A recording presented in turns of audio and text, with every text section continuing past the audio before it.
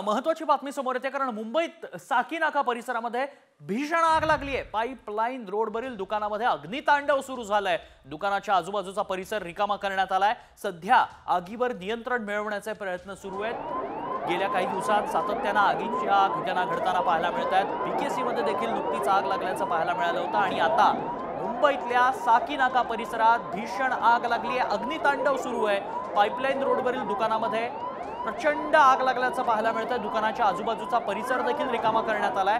एवढी भीषण आग लागली। एक्सक्लुसिव्ह दृश्य आपण साम टीव्हीवर पाहतोय आणि आगीवर नियंत्रण मिळवण्याचे प्रयत्न सध्या केले जात आहेत। फायर ब्रिगेडच्या गाड्या घटनास्थळी रवाना करण्यात आल्या आहेत। मात्र आग मोठी आहे त्यामुळे त्यावर नियंत्रण मिळवताना शर्थीचे प्रयत्न अग्निशमन दलाला करावे लागतात। ही बातमी आत्ताची आपण पाहतोय। आगीवर नियंत्रण मिळवण्याचे प्रयत्न एकीकडे सुरू आहेत मात्र आग प्रचंड मोठी आहे।